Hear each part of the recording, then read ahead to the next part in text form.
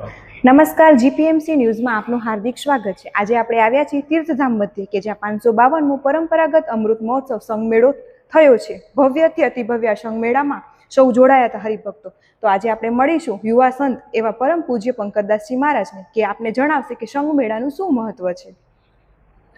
સૌ હરિભક્તોને સપ્રેમ જય ગુરુદેવ। ચૈત્ર સુદ એકમ એટલે હિન્દુઓનું નવ વર્ષ ગુડી પડવો અને એના બીજા દિવસે એટલે કે સુદ બીજ હોય છે એ દિવસે અહીંયા વર્ષોથી પરંપરાગત તીર્થધામ પ્રેરણાપીઠ મધ્યે આ અમૃત મહોત્સવ એટલે કે સંઘમેળાનું આયોજન થતું રહે છે। એ જ અનુક્રમે આજે આ ખૂબ ધામધૂમથી હર્ષોલ્લાસ વચ્ચે અને હજારો ભાવિક ભક્તોના મારો મહેરામણ ઉમટ્યું હતું। એના વચ્ચે ખૂબ દબદબા ભર્યા ઉત્સાહભેર વાતાવરણમાં આજે આ અમૃત મહોત્સવ અહીંયા પૂર્ણ થયો છે। મને પણ આ અમૃત મહોત્સવમાં આવવાનો લાભ મળ્યો છે, તેથી મારી જાતને પણ હું ધન્ય માનું છું। હિન્દુ પરંપરા મુજબ આ 9 વર્ષ છે, વર્ષોથી આ સંસ્થાની આ પરંપરા રહી છે અને આ દિવસે ભારતભરમાંથી હજારો પદયાત્રીઓ પદયાત્રા કરી અને અહીંયા કુમારિકા ભૂમિમાં દર્શનનો લાભ લઈ અને પોતાનું જીવનને ધન્ય બનાવે છે।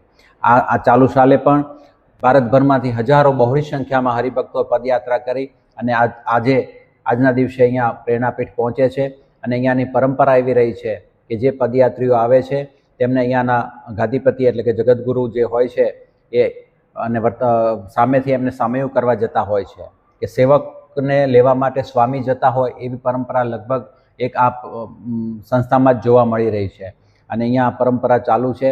આજે પણ પરમ પૂજ્ય જગતગુરુ સતમંથાચાર્ય જ્ઞાનેશ્વર દેવાચાર્યજી મહારાજ અત્યારના વર્તમાન ગાદીપતિ છે, તેઓએ અને એની સાથે સૌ સંતો મહંતો જોડાઈ અને હરિભક્તો પદયાત્રીઓ જે આવ્યા હતા એમનું ખૂબ ઉમળકાભેર સ્વાગત કર્યું હતું।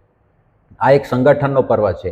આજે પ્રેરણાપીઠની અંદર જાણે ભક્તિનું ઘોડાપુર ઉમટ્યું હોય એવું વાતાવરણ સર્જાયું હતું। હજારો ભક્તોએ આ જ્ઞાનગંગામાં લાભ લઈ દર્શનનો લાભ લઈ અને જીવનને ધન્ય બનાવ્યું હતું।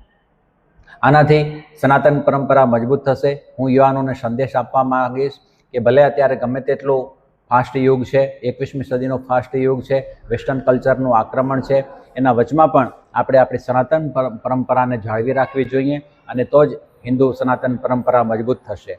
આનાથી એક સંગઠનનો માહોલ પણ ઊભો થતો હોય છે અને અહીંયા બધા જ ઊંચા નીચાનો ભેદભાવ છોડીને માત્ર તમામ હિન્દુ સંગઠન થઈ અને આ પ્રસંગને ઉજવતા હોય છે।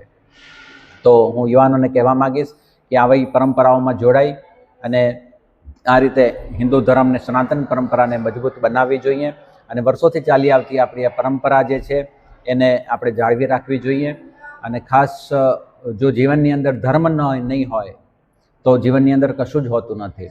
જેમ કોઈ હોડી હોય, પહેલાંના સમયમાં જ્યારે પવનના મદદથી હોડી ચાલતી હતી એ હોડીમાં જો સઢ ના હોય તો એ સઢ વગરની હોડીનું કોઈ ડેસ્ટિનેશન ફિક્સ હોતું નથી, એ ગમે તે દિશામાં ફંટાઈ શકે છે। એમ આજના ફાસ્ટ યુગમાં જો આપણા જીવનની અંદર ધર્મ નહીં હોય, ધર્મના મૂલ્યો નહીં હોય તો આપણું આ જીવન દિશાવિહીન બની જશે અને અંતે શોક, ભય, હતાશા અને છેલ્લે ડિપ્રેશનની અંદર માણસો જતા રહેતા હોય છે। તો આના માટે પણ આ બધી ખૂબ જરૂરિયાત છે।